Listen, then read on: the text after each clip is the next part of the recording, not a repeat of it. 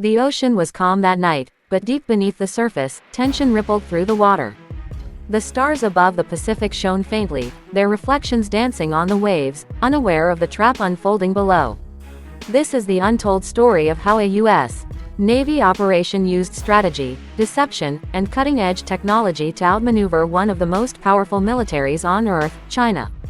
But the question remains, was it a real event, or the perfect illusion of modern warfare?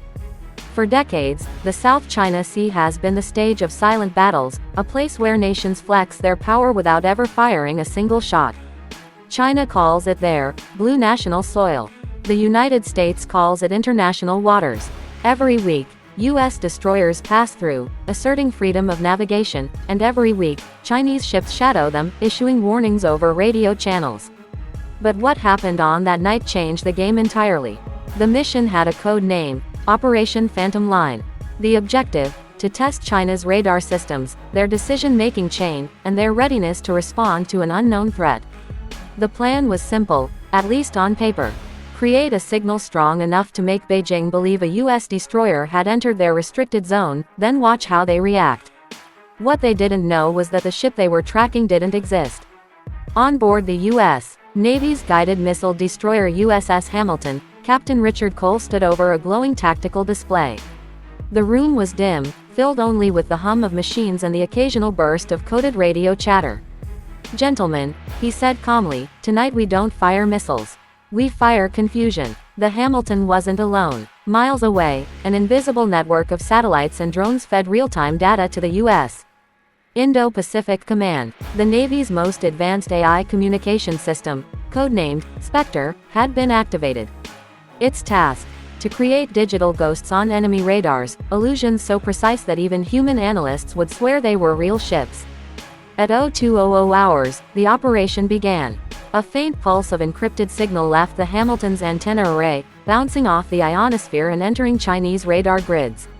Within minutes, on a screen inside a command center in Hainan, red dots began appearing, signals indicating an approaching American vessel. Chinese officers rushed to confirm. "Unidentified warship entering restricted zone," one officer reported. "Possible U.S. destroyer, bearing southwest." Beijing immediately raised its alert status. 2 Chinese destroyers and 3 reconnaissance aircraft were deployed. Orders were clear: intercept, shadow, and if necessary, issue warning shots.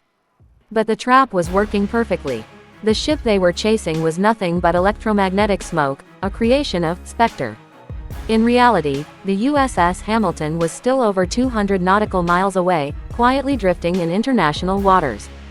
Back in the American Command Center in Hawaii, the tension was electric.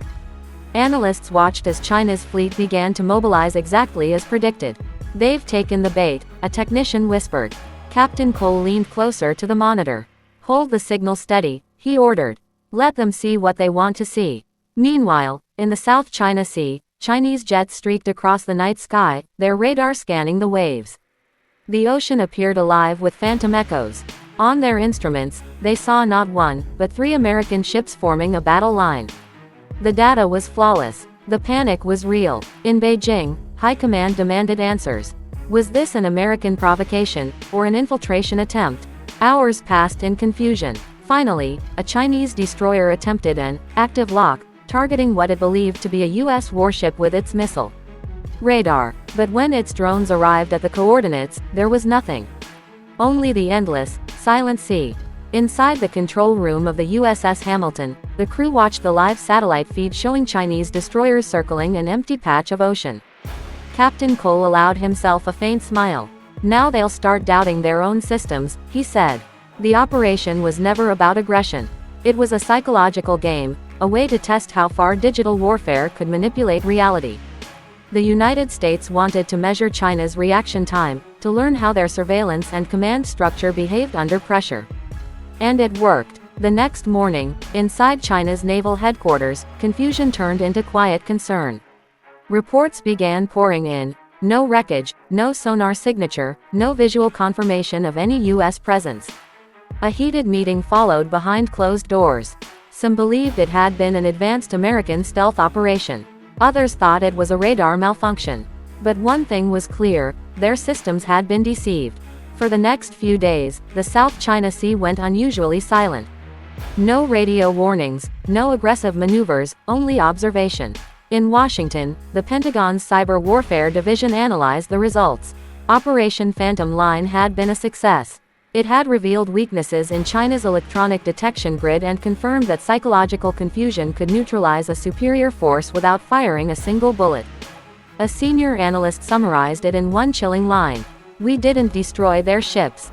We destroyed their confidence." Weeks later, military think tanks quietly debated the morality of such operations. Was it defense, or deception? Could this kind of digital warfare trigger real-world conflict? In modern combat, reality itself could be weaponized, and that thought scared everyone. Publicly, neither Washington nor Beijing ever admitted anything. The official records show nothing. No operation named Phantom Line. No decoy transmissions. No AI system called Spectre. But inside classified archives, experts believe this kind of operation has been tested, maybe even multiple times. For the world outside, it's just another story, a YouTube title, a rumor on social media, a headline that blurs the line between fiction and reality. But for those who understand how cyber warfare truly works, it's a warning: the wars of the future won't begin with missiles or explosions. They'll begin with signals, invisible, silent, and devastatingly effective. Somewhere, on a remote naval base, Captain Cole stands again by a digital screen. Another mission brief appears, another exercise, another test of human perception. He stares at the map and whispers, "They'll never see us coming." Because sometimes, the most powerful weapon in war is the illusion of war itself.